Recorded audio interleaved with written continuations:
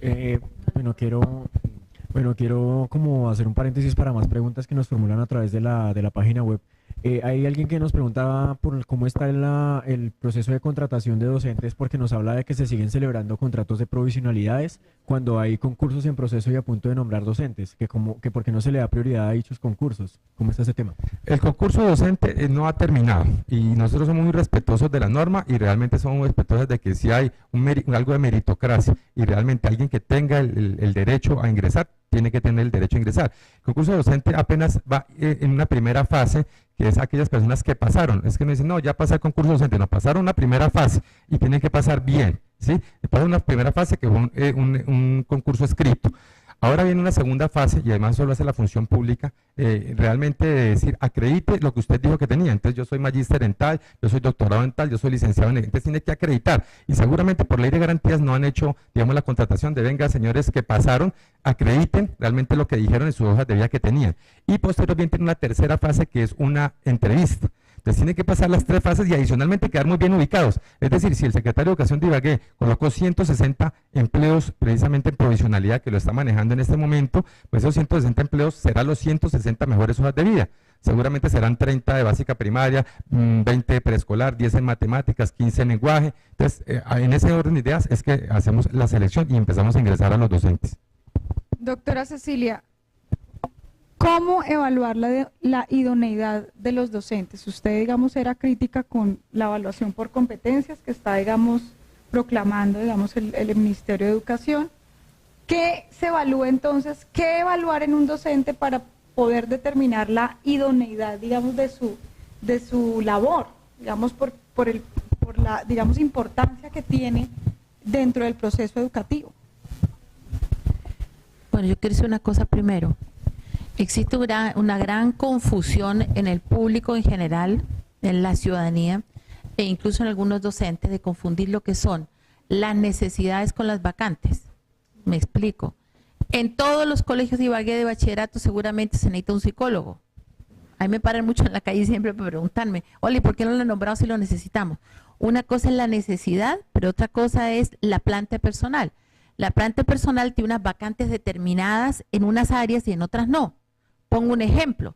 En este colegio en el colegio de que se puede necesitar un psicólogo y un matemático, pero si no hay una plaza disponible de matemática, no van a tener el profesor que necesitan de matemática y habrá que contratarlo. Porque la gente normalmente dice, no, es que esa es pura politiquería para contratar y no nombrar. No, es que existen más necesidades que la planta. ¿Y por qué sucede eso? Porque el Ministerio de Educación alegremente, ¿qué hace? Divide, una simple división, divide número de estudiantes dividido por número de profesores. Entonces dice, ¿cómo? Ustedes Ibagué no necesitan profesores porque el promedio les sale 23 niños por profesor. Pero resulta que en la zona rural hay 15 niños y toca poner un profesor. Y aquí en la zona urbana hay más de 40. Sí. Y en el colegio Mina Melendro, por ejemplo, que el colegio musical, cuando llegan los grados superiores, como no hay ingreso más que en primaria, no hay ingreso en segundo, tercero, salvo que alguien acredite un conocimiento musical específico, entonces terminan el grado 11 con 5 niños y un profesor. ¿Ya? Entonces, en teoría, para el ministerio, sus cuentas están alegres, sobran maestros, llegan a decir que sobran. Entonces, la gente cree que uno está haciendo chanchullos, contratando lo que se necesita. No, es porque no hay vacante. Y eso es lo que pasa en el concurso. Hay 15 personas que pasan en sociales. Dicen, yo pasé, pero a mí, ¿por qué no me nombran? Están haciendo chanchullo, están nombrando a otro. Pero no, porque si hay 2 vacantes, nombran a los 2 primeros. Y se pasa el tiempo de vigencia al concurso y los otros 13 nunca los nombraron. Así han ganado el concurso. Bueno, respecto a la calidad de la calidad de la educación, la calidad de la formación de los docentes, aquí hay muchas cosas complicadas. Yo no creo en las pruebas estandarizadas, ni para evaluar docentes, ni para evaluar estudiantes. Así de sencillo. Entonces, esas pruebas de evaluación que hace el ministerio para mí, o que pretende hacer en este momento, son nefastas. Con otras cosas que pretende hacer el ministerio. Obviamente yo no pertenezco a sindicatos, ni Matón, ni FICODE, ni nada de eso, pero que hay una tendencia a privatizar la educación, claro que lo hay. Cuando el Ministerio de Educación en este momento está pensando que la formación de los docentes se la deben dar a las empresas privadas. A partir de un estudio que hizo la Universidad Javeriana con Compartir, que son los mismos, ¿no? Compartir de la Javeriana. Entonces, ellos dicen y hacen una propuesta que solamente ellos se van a dedicar a formar a los docentes. Es decir, nuestra Universidad del Tolima no podría formar docentes, ni la Universidad de Ibagué, ni ninguna. Solamente la Universidad Javeriana podría formar los docentes. Y de pronto, como no tiene instalaciones físicas, quiere un contrato medio exótico con alguna universidad para que le preste los salones. A mí me parece eso absolutamente irracional. Eso es privatizar la educación. Y en la medida en que más tendamos la privatización, ¿qué va a pasar? La educación se vuelve más elitista y lo que nosotros necesitamos, que es lograr esos niveles de equidad, que la misma Constitución lo dice, que todos tienen que tener derecho a la educación, cada día se va a lograr menos. Es que los niños que estudian en los colegios públicos son muy pobres. ¿No creen ustedes que una persona que medio tenga 4 pesos quiere poner un niño en educación pública? Lo pone en el privado, aduciendo que ahí hay menos problemas. Porque nosotros tenemos en Ibagué que vivimos en estrato 2 y nos creemos estrato 8, ¿no? Entonces la gente es igual cuando se trata de poner los niños al colegio, y hay una deserción alta en los colegios privados también, porque ya no les alcanza la plata más que para matricularlo. Y cuando le dicen los colegios privados, aquí hacemos mucha formación integral, tenemos actividades extracurriculares. Entonces, club de danza, pague 50, en lo de gimnasia no sé qué, pague 80, el de no sé qué, pague 30, el curso del ICFES, páguelo aparte. ¿Ya? Entonces eso es complicado. Entonces, natación también les cobran. Partiendo de la base que yo no creo en las pruebas generalizadas de ninguna cosa, ni siquiera del ICFES. Porque empezando que todas las pruebas son para 2 tipos de inteligencia muy claras, que es la inteligencia lógico-matemática y la inteligencia lingüística. Yo trabajé mucho en ese tema cuando hice mi doctorado en educación, y realmente esas ni son ni las preponderantes en el ser humano, pero sí son las más socialmente aceptadas. Porque un hijo tuyo, Lilian, tú que eres muy joven, un hijo tuyo te dice, mamá, un varón, mamá, quiero estudiar para bailarín de ballet, a ti se te cae el pelo. Te quedas calva instantánea. ¿Cómo es posible que mi hijo, cierto, una mamá abogada, un papá abogado, y que el hijo le diga, yo quiero estudiar artes plásticas o cocina, se le cae el pelo, ¿ya? Y son esos tipos de inteligencias. Yo no creo en las pruebas estandarizadas. Yo pienso que no es culpa, una mala postura tienen también los docentes respecto a la formación. Todos los profesionales nos tenemos que capacitar y sacar de nuestro bolsillo plata para capacitarnos y formarnos. A nosotros nadie nos paga. Nosotros tenemos que ahorrar, conseguir un préstamo y tal. El educador lamentablemente se acostumbró, a partir de unos cursos terribles que le han dado históricamente, que los tiene que formar el gobierno. Como yo soy empleado público, me tiene que formar el gobierno. Y los docentes no invierten en su propia formación. Y yo creo que sí tienen que invertir en su propia formación. Y es un punto crítico y hay que trabajarlo mucho, creo, con los sindicatos y todo, porque la formación que le puede dar, ¿qué nivel de formación le puede pagar la Secretaría de Educación? ¿Les puede pagar doctorado, les puede pagar maestría en educación? No puede, porque los 5 pesos de calidad lo tiene que repartir en 1000 cosas. Entonces, podría 2 al año en doctorado, si acaso, 2 al año. 2 donde hay 2.500 deben haber ya, profesores no es nada. Y te quiero decir yo que mientras en Ibagué no se entienda que la empresa más grande que existe en el municipio es educación, no estamos en nada. Es una empresa que tiene 3.500 personas y aspiran que el secretario de Educación haga línea política educativa. Imposible. Uno contesta 300 oficios diarios, 40 tutelas por semana, 3 padres histéricos, 4 niños no sé qué, y lo que pasa es culpa de educación. Una niñita sale ligera de ropas en internet, entonces se preguntan, ¿por qué a esa niña no le enseñaron en el colegio que no? Sale embarazada a los 13 años, ¿por qué no? Pero mientras no haya una mirada colectiva, no. Y si yo tuviera una varita mágica, diría, le pongo la mayor parte del presupuesto de recursos propios de una alcaldía a educación. Pero si yo tuviera esa varita mágica, diría que los periodos de los secretarios de educación deben ser mínimo de 2 periodos de alcalde y que deben ser elegidos por méritos académicos y administrativos, no nombrados políticamente. En 4 años, si es que uno permanece 4 años, es muy difícil, porque llegan al otro con otros compadrazgos políticos y todos tienen complejo de Adán, ¿no? Están descubriendo otra vez, todo es nuevo. Entonces las políticas educativas son de largo plazo, no son de corto plazo. Yo pienso que debería ir un sistema diferente para elegir los secretarios, porque cuando uno es académico se frustra mucho, porque uno hace puras cosas administrativas y uno agarraba los pelos y decía, yo quiero hacer lineamiento de política educativa, vengan. Afortunadamente él me acompañó en todo lo administrativo de finanzas y me desligaba de muchas cosas. Pero 300 cartas diarias de las 700 que llegan, uno tiene que mirarlas. Mira, aquí el secretario, tú le puedes, enfócale nomás ahí, por favor, el maletín. Todo lo que tiene encima el maletín son cosas que le han traído en esta hora que hemos estado aquí, porque las tiene que firmar urgente. Y no es que él no trabaje, eso es permanente. Uno donde va, se encuentra con papeles que le llevan para que firme, porque hay que entregarlo antes de las 12, hoy se vence la tutela. ¿Sí o no? Así es el día a día. No extraño. Nada, doctora Cecilia.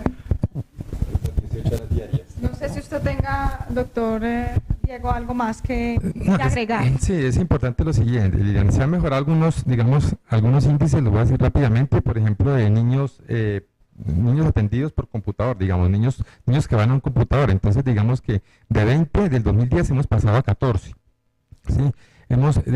¿Cuántos computadores hemos entregado, por ejemplo?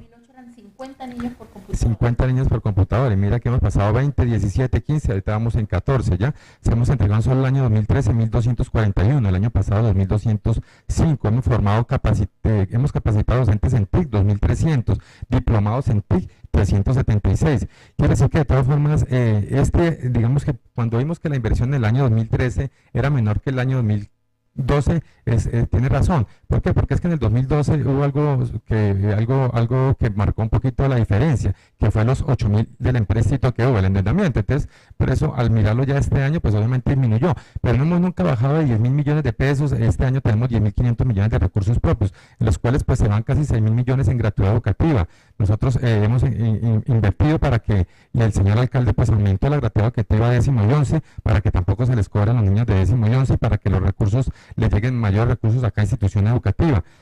Compramos unos pupitres la primera vez que se hace por una subasta inversa, de tal forma de que habían 12 oferentes y el que colocara el precio más bajo a las mismas condiciones de calidad. Entonces a mí me gustó muchísimo ese tipo de contratación, y por fin pudimos contratar 9.564 pupitres que nunca se habían contratado, con una suma bastante baja, digamos, si lo podemos decir, para toda esa cantidad de pupitres, 619 millones de pesos, o sea, fueron 60.000 pupitres. Sin embargo, de los recursos de gratuidad, los rectores pueden invertir en pupitres, porque hay veces que va uno al sector rural y ve una sede y resulta que los niños en el suelo, cuando eso tenía que haberlo visto un rector, tenía que haberlo visto un profesor, tenía que haberlo visto un coordinador. Y hombre, ¿cómo le ocurre que no pueden comprar de recursos propios, que además lo dejan de los fondos de gratuidad, pupitres a los niños? ¿Cómo van a dejar a los niños sentados en el suelo?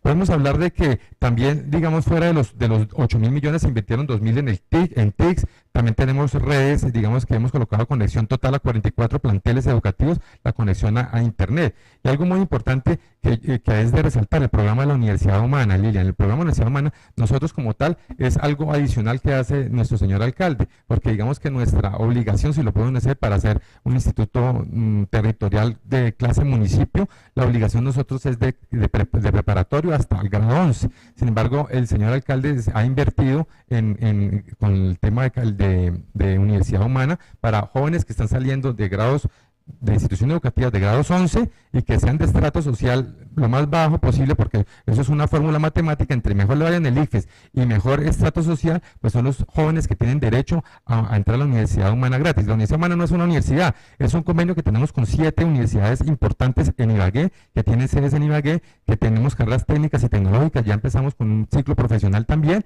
y de tal forma que el joven lo único que tiene que hacer es estudiar y sacarse un promedio de 3,3 y sostiene la matrícula. Entonces pienso que es una inversión de 1.500 salarios mínimos al año del superávit que está haciendo el señor alcalde, que me parece importantísimo, porque ayuda muchísimo a que los jóvenes que realmente salen de nuestras instituciones educativas oficiales tengan el derecho y la facilidad de acceder a la universidad, y a cualquiera de las 7 universidades y a cualquiera de como 15 o 16 carreras técnicas y tecnológicas que tenemos. Entonces pienso que es una inversión adicional a lo que le compete a un alcalde, adicional a lo que compete en las políticas de quinto a grado 11, que pienso que es una inversión importante que está haciendo los jóvenes ibaguereños.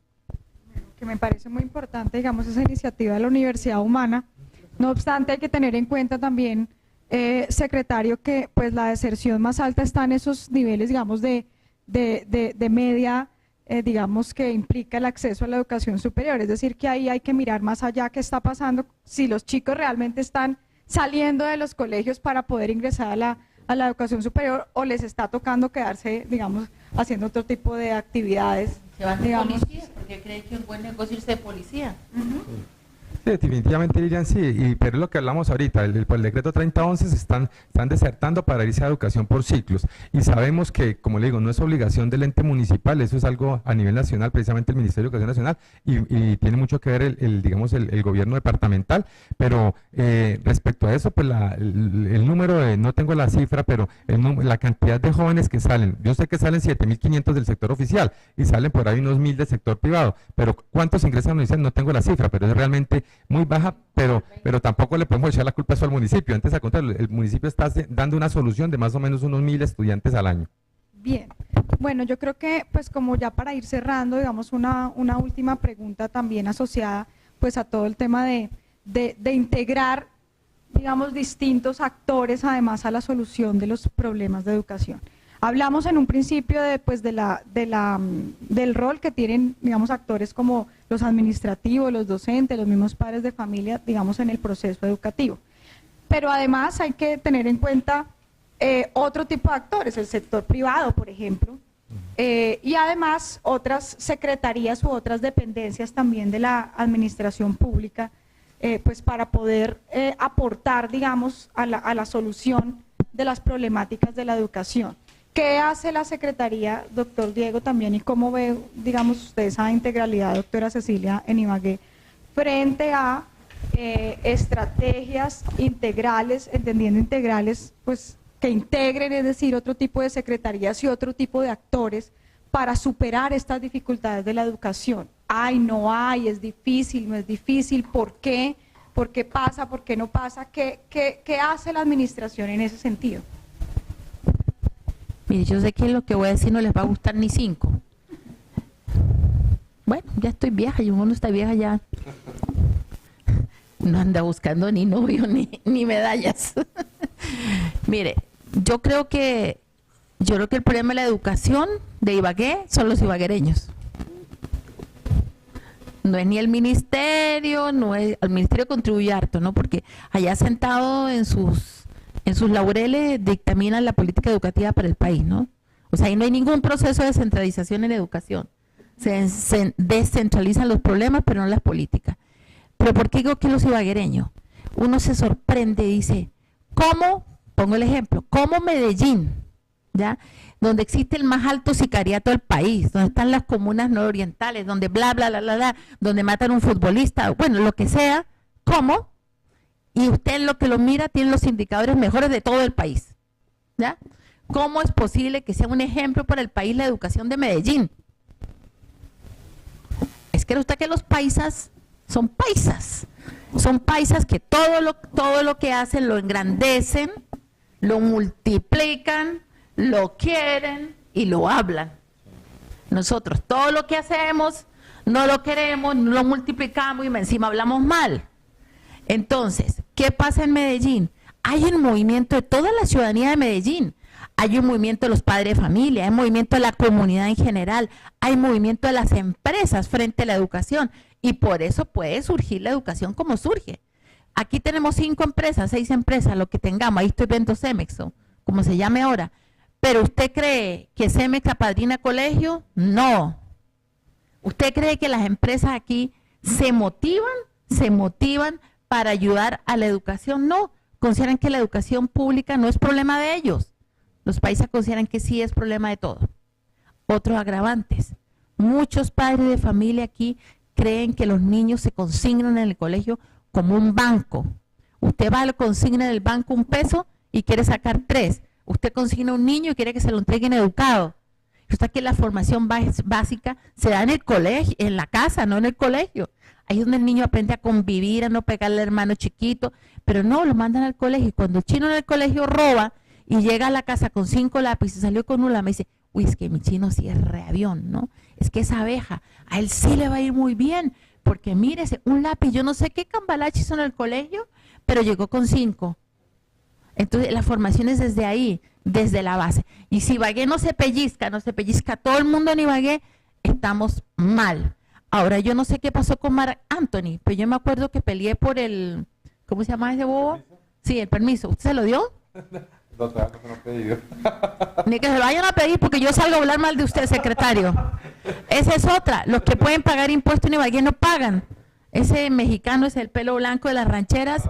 Semejante pelea que yo tuve porque no le di una constancia que educación, que ese es un espectáculo cultural, para que no paguen impuestos.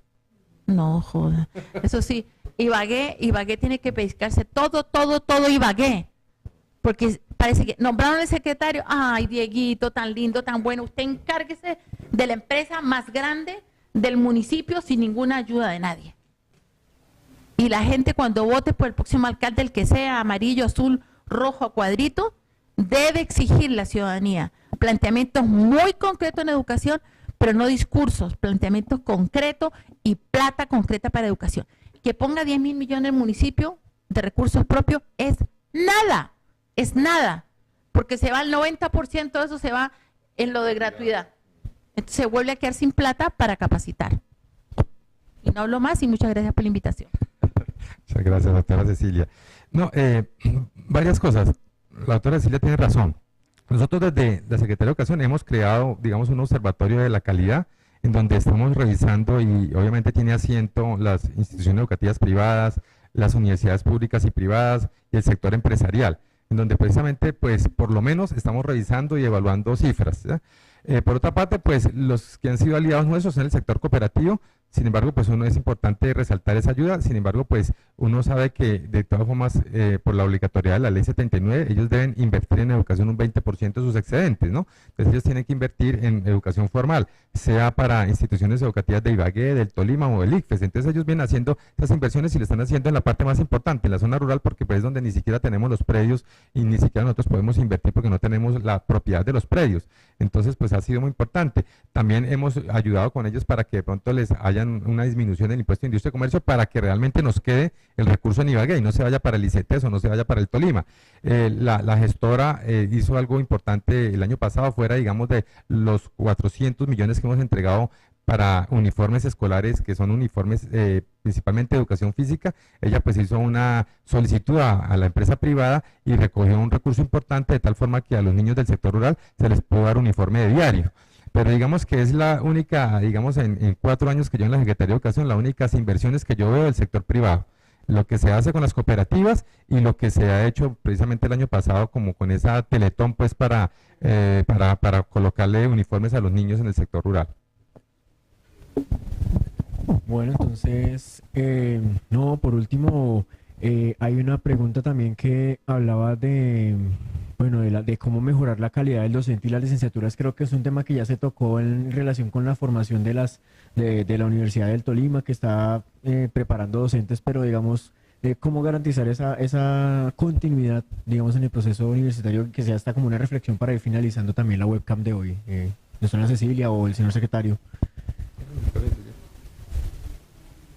Creo que eso lo abordó un poco la doctora Cecilia cuando habló de la necesidad también de que el docente sea consciente de que tiene que invertir en su proceso educativo. Todos los profesionales lo hacen. Entonces, mi invitación es que el docente también se sienta como un profesional más. Nadie concebiría un médico que no se capacitara con recursos propios o cualquier otro profesional. La invitación es que si lo hacen, pueden lograr ciertos convenios con las mismas secretarías, en el sentido que yo pongo tanto y usted pone tanto, o sea, como una figura intermedia para ir haciendo pues mejores formaciones, ¿no? Sí, mejores profesionales. Gracias, señora secretaria de Educación. Entonces, queremos que Lilian nos haga una reflexión final como para qué le espera a la educación en Ibagué a partir de este programa de Ibagué, cómo vamos del informe de calidad de vida y, bueno, como los retos, las responsabilidades que le esperan a la Secretaría de Educación actual. Bueno, yo creo que pues lo más importante es hacer como una conclusión general de lo que hablamos hoy, básicamente de lo que expresaron pues la doctora Cecilia, el doctor Diego. Pues primero, se habló de las dificultades de todas formas que tiene, digamos, el sector público para responder a las demandas de la educación. Hay unas limitantes, digamos, muy importantes, no obstante, y ustedes me corrigen, doctora Cecilia, doctor Diego, vemos una luz también alrededor de algunas estrategias que son posibles, digamos, para mejorar la educación, pero para eso se requiere del concierto de los actores, digamos, de la ciudadanía, por una parte, ¿sí? Del sector empresarial, digamos, también del sector privado, un compromiso mucho más, digamos, mucho más amplio frente a la educación. La doctora Cecilia hablaba del ejemplo de Medellín, yo tengo claridad también del ejemplo de Manizales, digamos, como casos exitosos donde el sector empresarial, donde el sector privado, digamos, se ha vinculado a estrategias de mejoramiento de la, digamos, de la calidad educativa. Es cierto también que en Ibagué pues no hay industria, pero por supuesto que sí hay actores que yo creo que pueden, digamos, vincularse de manera mucho más activa para mejorar, digamos, la educación, a propósito pues de que es un tema fundamental para la calidad de vida. Se requiere en ese sentido mayor compromiso digamos, de estos actores, digamos, de esos otros actores que uno creería que no tendrían nada que ver con la educación, pero por supuesto que sí tienen que ver. Y en términos de recursos, pues la doctora Cecilia, digamos que mencionaba algo que me parece muy importante dejar claro, y es que sí se requiere un mayor compromiso también por parte de las autoridades para fomentar y para promover que haya más recursos para la educación, que aún no es suficiente a pesar, digamos, de estos rubros, además, que provienen del empréstito, que provinieron, digamos, del endeudamiento de la ciudad, aún no es suficiente para todo lo que demanda, digamos, la educación y la calidad educativa, digamos, de una ciudad, digamos, como Ibagué y en términos generales, pues, de una ciudad que está en crecimiento. Entonces, yo creo que, pues, digamos, como una reflexión general, yo creo que esas dos apreciaciones me parecen muy importantes. Por supuesto, el rol, sí, del mandatario local, en la articulación y en la sinergia de esos actores también creo desde mi perspectiva que se vuelve fundamental.